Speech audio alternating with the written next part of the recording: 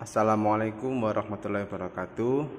Anak-anak kelas 6, kali ini kita pada pelajaran BTG akan membahas tentang qalqalah. Apa itu qalqalah? Apa saja macam-macamnya qalqalah dan bagaimana cara menerapkan bacaan qalqalah di dalam Al-Qur'an. Nah, qalqalah sendiri itu artinya adalah memantulkan suara dari makhrajnya. Kalau kita lihat di papan itu ada 5 huruf qalqalah, yaitu dari kanan ada qaf, ta, ba, jim, dan dal. Huruf qalqalah hanya 5 itu, tidak lebih dari 5 itu di dalam Al-Qur'an. Nah, terus apa saja macam-macam qalqalah? Qalqalah ada 2 macam. Yang pertama adalah qalqalah sughra atau kecil, dan yang kedua adalah qalqalah kubra atau yang sering kita sebut dengan qalqalah besar. Nah, apa perbedaannya? Kalau qalqalah yang sughra, yang kecil, itu terletak di tengah kalimat, tengah atau ke tengah ayat. Sedangkan yang qalqalah kubra atau qalqalah besar itu terletak di akhir ayat. Nah, itulah perbedaannya antara qalqalah sughra dan qalqalah kubra. Terus apakah ada perbedaan bacaan antara qalqalah sughra dan kubra? Tentunya ada. Jika qalqalah sughra yang berada di tengah kalimat, pantulannya agak kecil. Sedangkan yang qalqalah kubra yang terletak di akhir ayat, pantulannya lebih besar. Oke, langsung kita terapkan bacaannya di dalam Al-Qur'an. Contohnya, sekarang kita ke qalqalah sughra terlebih dahulu. Contoh huruf yang qaf, ya. Sanuqri'uka fala tansa. Pada lafaz sanuqri'uka, coba anak-anak buka halaman 5 LKS BTG-nya. Di situ ada contoh qalqalah sughra. Kalau kita lihat ada sanuqri'uka. Nah, dalam kalimat sanuqri'uka itu ada huruf qaf yang disukun, itu termasuk huruf qalqalah. Bacaan qalqalah tapi qalqalah sughra karena terletak di tengah kalimat atau tengah ayat. Sanuqri'uka. Untuk yang kedua, yang huruf ta, ada inna batsya rabbika.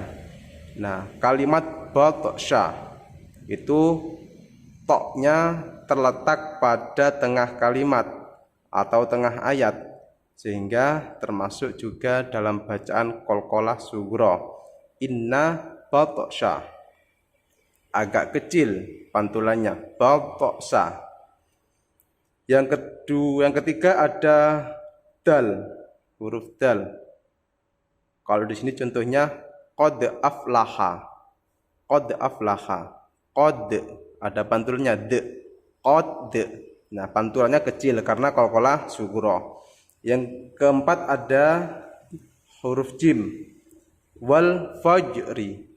Wal fajri, ada pantulannya juga, fajri. Sama seperti yang di atas tadi, pantulannya tetap kecil karena berada di tengah kalimat. Yang terakhir ada huruf ba, khairu wa abqa. Khairu wa abqa. Ba, abqa. Nah, jadi pantulannya sedikit. Berbeda lagi jika qalqalah kubra yang pantulannya lebih besar. Contohnya itu di atas ada adzabal hariq. Jadi lebih besar pantulannya daripada qalqalah sughra. Adzabul hariq. Bukan hariq tapi hariq. Kalau yang huruf qa begitu, hariq gitu. Kalau yang ta itu min waraihim muhit. Jadi agak lebih besar, muhit. Selanjutnya yaitu ada contoh wama kasab. Wama kasab.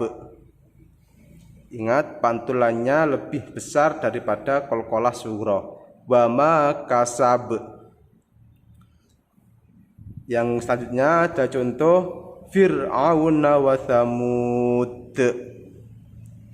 Fir'aun wa Thamud. Wa Thamud.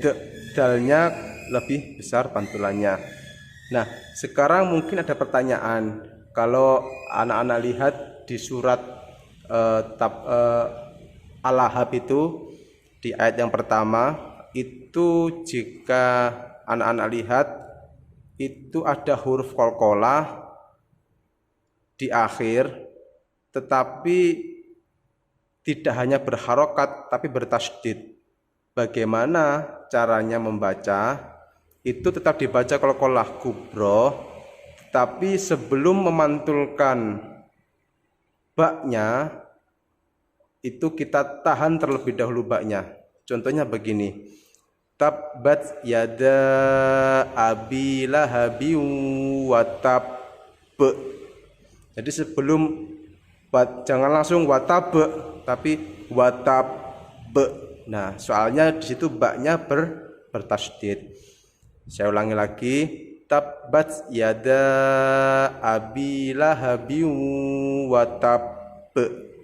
Gitu. Jika pas waktu membaca Al-Quran menemui huruf qalqalah kubro yang bertasydid di akhir ayat, itu seperti itu cara membacanya. Oke, mungkin dalam pertemuan kali ini cukup seperti itu. Kemudian untuk tugasnya anak-anak bisa mengerjakan aktivitas siswa itu yang halaman 5 sama yang aktivitas siswa yang halaman 6. Nah, itu dikerjakan, kemudian difoto, kemudian di-share di grup beserta keterangan namanya. Oke, sekian, terima kasih. Wassalamualaikum warahmatullahi wabarakatuh.